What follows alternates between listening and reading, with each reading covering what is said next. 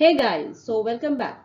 We are again here with some of the leftovers of molecular orbital theory, which we had learned in detail in our previous video. So today specifically we'll be learning about the energy of orbitals that we discussed in the molecular orbital theory, right?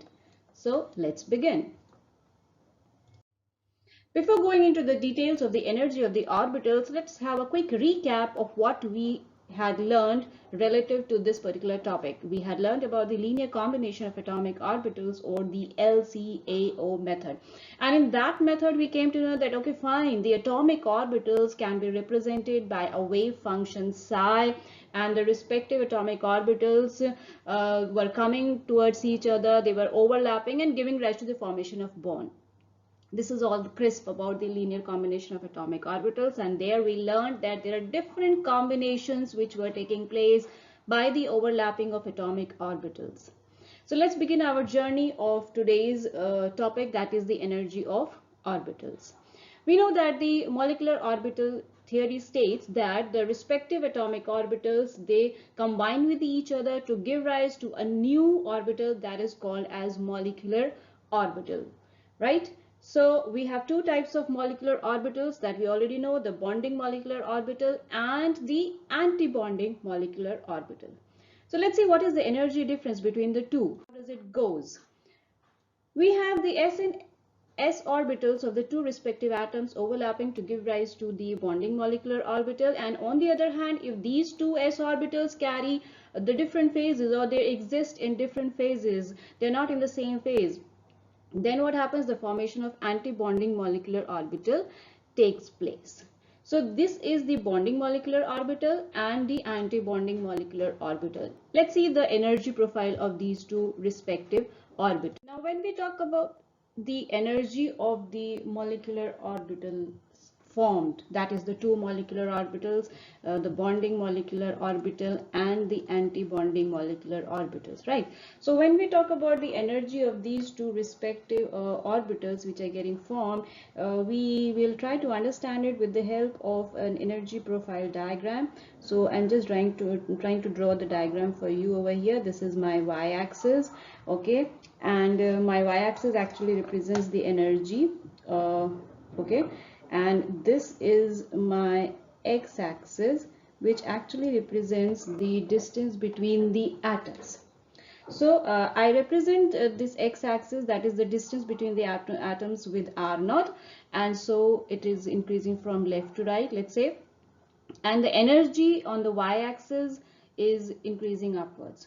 Okay, so let's start with what are the energy factors of these two respective molecular orbitals formed. So I mark this point as 0, which is actually the energy level, okay, marked as 0.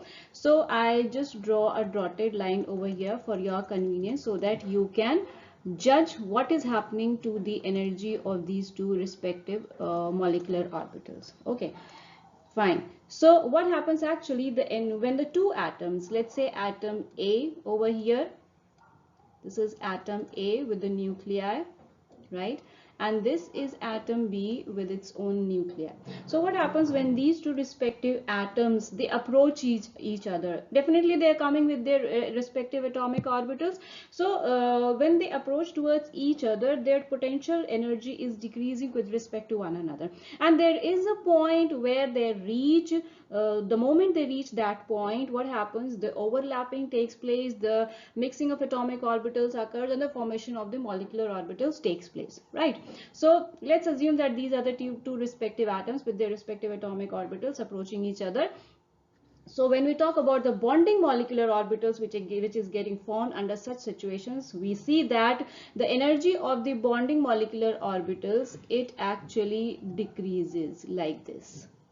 It decreases, it reaches a minimum point of energy value, and then it increases a bit, reaching a plateau, or the stationary form of energy parameter. Okay, so the energy of the bonding molecular orbital, this curve represents the energy profile of the bonding molecular orbital, and we say that the energy of the bonding molecular orbital, it is passing through a minimum level of energy you can see this is the minimum corresponding amount of energy which is carried by this particular orbital. Okay, here it is the minimum energy.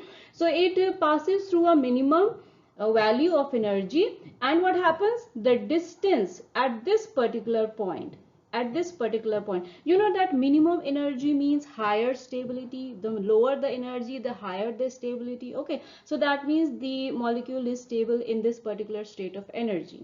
Okay, and what happens at this particular amount of energy, the distance between the atoms at this point actually corresponds to the internuclear distance. So here what has happened with these two respective atomic orbitals, the formation of molecular orbital has taken place. And you know that there are two types of molecular orbitals. So the bonding molecular orbital that has formed, it has acquired its minimum energy, fine. And at this particular point, the distance between the two nuclei, the nuclei of atom A and atom B, that distance is referred to as the internuclear distance, the distance between the atoms when they are forming a bond.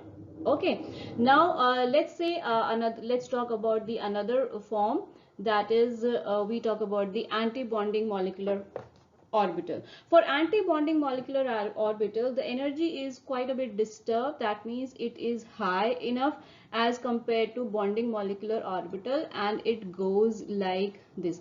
So you yourself can imagine, you yourself can make sure that okay, fine, this anti-bonding molecular orbital, the atoms are coming to closer to one another, and when the anti-bonding molecular orbital is getting formed, actually what is happening, there is not much lowering of energy. So since there is not much lowering of energy with this particular molecular orbital, so we say that this is a bit having a higher amount of energy as compared to the bonding molecular orbital, and hence lower the stability of this anti-bonding molecular orbital. Okay, so this is the energy profile diagram for the two respective molecular orbitals that are being formed when the atoms, they come closer towards one another. Now let's have a look at this particular energy profile in a much better and systematic way, and the way in which we are going to draw our energy profile diagrams for the molecule that is being formed. Okay, so we have taken the atomic orbitals of, let's say, atom 1 and atom 2, which are coming closer to one another to form a molecule. These are the two respective atoms, atom 1 and atom 2. So the atomic orbitals of these two atoms are taken on the extreme left hand side and the extreme right hand side of this particular sheet. Okay, so let's say these particular atoms are just simply the hydrogen atom, so that carries only 1s electron. So this is the 1s electron represented by the arrow of the first atom, and this is the 1s electron of the second hydrogen atom. Okay, this arrow depicts the electron of the respective atom. Now what happens when these atomic orbitals of atom 1 and atom 2, they come closer to one another to form a molecular orbital? We know that there are two types of molecular orbitals being formed. One is the bonding molecular orbital, the other is anti-bonding molecular orbital, right? If you see the energy of the atomic orbitals of atom 1 and 2, we see that the energy, this is the energy level of the atomic orbital 1 for atom 1, and this is the energy level for the second atomic orbital of atom 2, right? We see that the bonding molecular, we know now that the bonding molecular orbital leads to the lowering of energy. That means the new orbital, the bonding molecular orbital, the new orbital of the molecule which is being formed, it will be having a lesser amount of energy as compared to the energy of the two respective atoms from which it is being formed, right? So here what is happening, the lowering of energy is taking place. So definitely this is what a bonding molecular orbital. Now it was having two electrons. How come two electrons? One from each atom. So these two electrons first will come and accommodate over here in the bonding molecular orbital. Now at the same time another molecular orbital is being formed, that is called as anti-bonding molecular orbital. You know from the previous slide that the anti-bonding molecular orbital carries a higher amount of energy as compared to the bonding molecular orbital, and also it carries higher amount of energy as compared to the respective atoms from which actually it is getting formed from its parent atoms. If we compare its energy from the parent atomic orbitals, its energy will be higher than its parent atomic orbital. So let's say the parent atoms. Okay, so this is the hiring of energy, elevation of the energy, and that means the formation of anti-bonding molecular orbitals is taking place. Right now, since there were only 2 electrons in all from the 2 respective atomic orbitals, and both of them have accommodated into the bonding molecular orbital. Okay, so that means the anti-bonding molecular orbital is left with no electrons. Okay, so there are no electrons over here which are left now. Okay, now what happens actually, if you compare the energy of the bonding molecular orbital with respect to the atomic orbitals, so the lowering of energy of these bonding molecular orbitals is by the amount of delta. Now you know that lower the energy, higher the stability. So can we infer from this particular statement that when the bonding molecular orbital is getting formed, it is leading to, since it is leading to the lowering of energy with respect to the respective atomic orbitals, and so the stability of bonding molecular orbital will be higher. If we compare this property with the anti-bonding molecular orbital, actually anti-bonding molecular orbital is leading to the hiring of energy, means elevation of energy is taking place. Okay, so that means the stability of anti-bonding molecular orbital is ought to decrease over here. That is the reason why bonding molecular orbital is more stable as compared to the anti-bonding molecular orbital. Now what is the energy amount by which these respective molecular orbitals are getting stabilized, or let's say destabilized? That amount of energy is represented by delta, and since in case of bonding molecular orbital, it is leading to the stabilization of system. So this delta over here, it is called as stabilization energy. Stabilization energy. On the other hand, the same amount of energy is there, the same difference in energy is there in case of anti-bonding molecular orbital, that is delta, and since it is leading to the destabilization of the entire system, so this is called as destabilization energy. Okay, so this can also be noted as the difference between the bonding and anti-bonding molecular orbitals. So now let's have a quick recap of what we have learned so far about the differences between the bonding molecular orbital and the anti-bonding molecular orbital. First of all, you know that the bonding molecular orbital is formed by the additive overlap. What is additive overlap?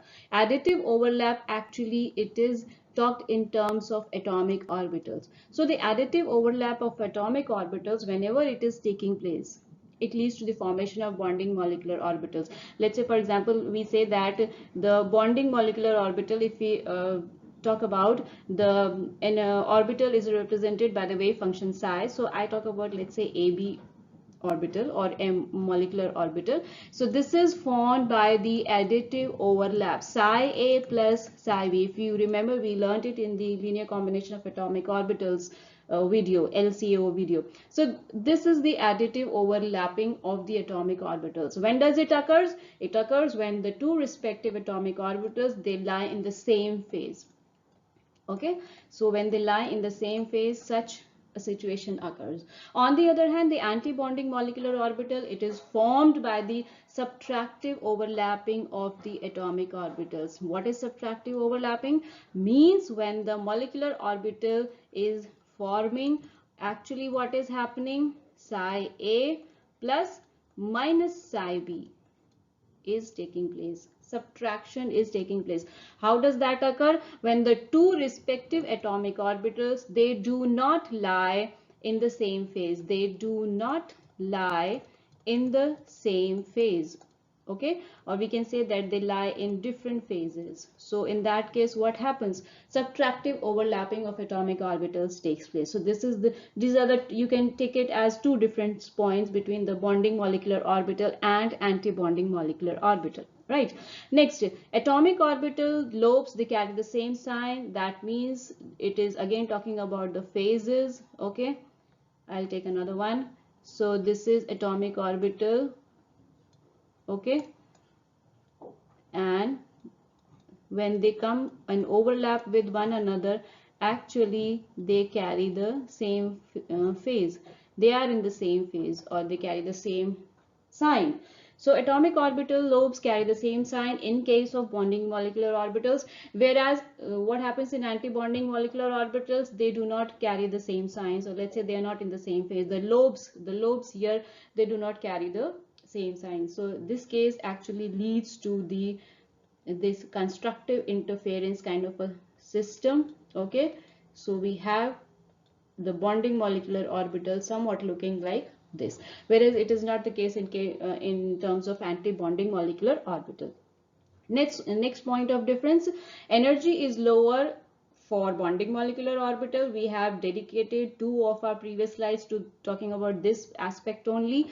And if we compare it with the respective atomic orbitals from which the molecule is getting formed, the bonding molecular orbital carries a lesser amount of energy as compared to the anti-bonding molecular orbital. And this is the reason why you can incorporate one more point over here about the stability. Okay, so stability, or in case of bonding molecular orbital, will be higher as compared to the anti-bonding molecular orbital.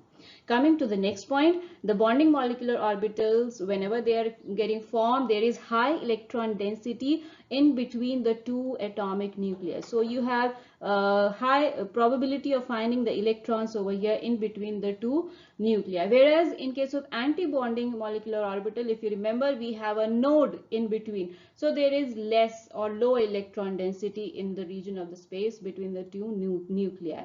That was also leading to the formation of node over here. Anyways, and coming to the next point, every electron contributes towards the attractive force in case of bonding molecular orbital, whereas if we talk about the anti-bonding molecular orbital, actually, since it is leading to the destabilization of the system because of the elevated amount of energy, okay, so every electron we say that it is contributing towards the repulsive forces. They are trying to make it move away from each other, right?